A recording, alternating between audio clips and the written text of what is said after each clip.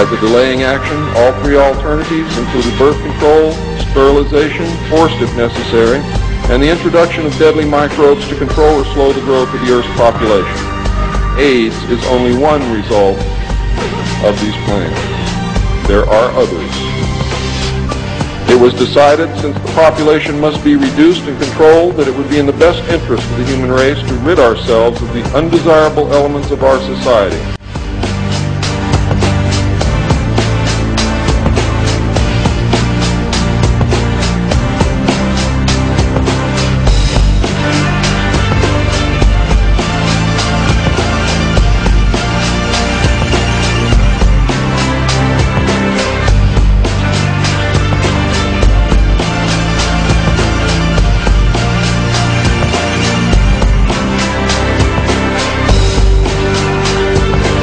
Could a strange substance found by a Southwest Arkansas man be part of a government test? Well, that's the question at the heart of a phenomenon called chemtrails, now getting widespread attention. Well, tonight, KSLA News 12 investigation reporter Jeff Farrell shows us the results of testing we had done about what's in our skies. It seemed like some mornings it was just crisscrossing the whole sky. It was just like a giant checkerboard. Bill Nichols snapped several photos of the strange clouds from his home in Stamps, Arkansas. They begin as normal contrails from a jet engine, but do not fade away like a normal contrail. Soon after, he saw particles in the air. Because we'd see it drop to the ground in a haze. Nichols then noticed the material collecting on the ground. This is water and stuff that I collected in bowls. I had it set out in my backyard on my dad's pickup truck. KSLA News 12 had the sample tested at a lab. The results? A high level of barium, 6.8 parts per million, more than 3 times the toxic level set by the EPA. Armed with these lab results about the high levels of barium found in our sample, we decided to contact the Louisiana Department of Environmental Quality. They told us that yes, these levels are very unusual, but at the same time they added the caveat that proving the source is a whole nother matter. Barium is a hallmark of other chemtrail testing, which even attracted attention from a Los Angeles TV station. There's already no shortage of unclassified weather modification programs by the government.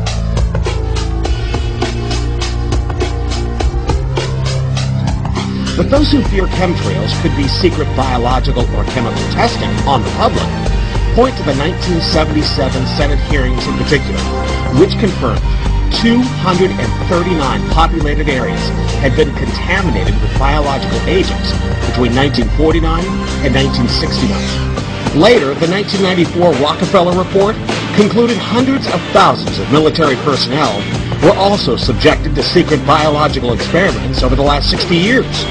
But could secret testing be underway yet again? I'd rather it be something inert and benign, something that's, not causing any damage, but I'd like to know what it is. KSLA News 12 discovered chemtrails are even mentioned by name in the initial draft of House Bill 2977 back in 2001 under the Space Preservation Act. But the military denies any such program exists. Jeff Farrell, KSLA News 12 reporting. And it turns out until 9 years ago, the government had the right under U.S. law to conduct secret testing on the American public under specific conditions. Only a public outcry was still part of that law, with some exception. Jeff's report mentioned high levels of barium linked to those alleged chemtrails. We wanted to find out exactly what effects barium has on the body. We spoke with Mark Ryan, the director of the Poison Control Center. Ryan tells KSLA News 12 that short-term exposure can lead to anything from stomach to chest pains. Long-term exposure causes blood pressure problems. Ryan addressed concerns by chemtrail researchers that barium could be meant to wear down a person's immune system. Anything that causes ill effects in the body long-term, chronically, is going to affect your ability because it's constantly working on the body. So from that aspect, yeah, it's a potential. Ryan says he's conducted research on his own about secret government testing on the public, but he's still a bit skeptical about the alleged chemtrails, at least at the moment, because the Poison Control Center has seen no calls about exposure to barium.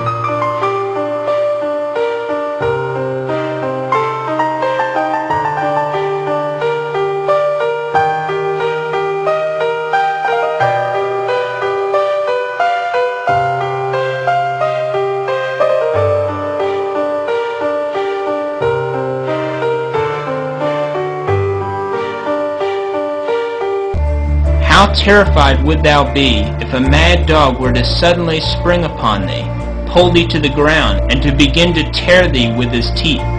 Do not imagine that the devil will fall upon the damned with less fury, or treat them more mercifully. We read in the legend of St. Anthony the Hermit that demons frequently appeared to him under various forms, frightening him in indescribable ways.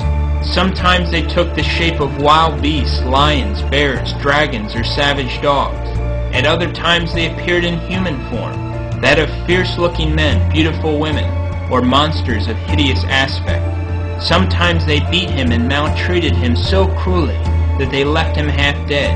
Sometimes they caused him such terror by their strange spectral apparitions that had not God and his angel guardian come to his aid, he would have expired.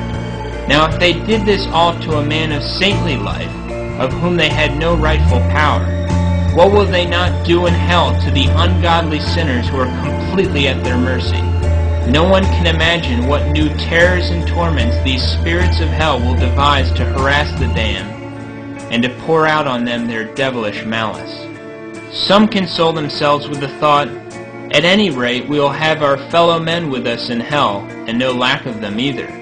Beware how you delude yourselves with this false comfort. Every lost soul would far rather be alone in hell, were the option given him.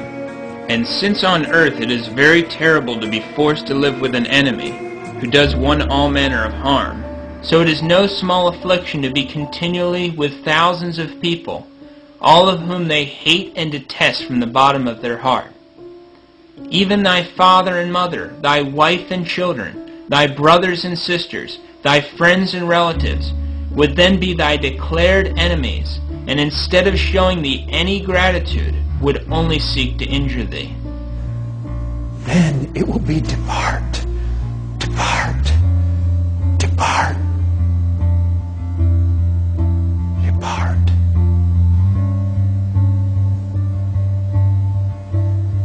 And the door will shut. And then it's all over. No hope. No hope.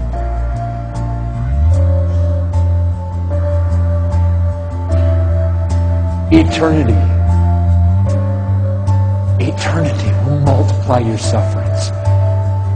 No matter how great the pain, the thing that will constantly fill your mind is, it's forever. You'll wish to be annihilated. You'll wish to not exist anymore. I can see a few strong angels take each one of them by the arms and grab them and cast them into the lake of fire for all eternity. That one little break is over.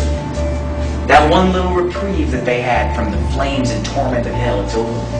And now they know it's forever because God has just explained to them from the Bible that it's forever. And there they're going to languish forevermore. Look down at your Bible. It says, they were judged every man according to their works.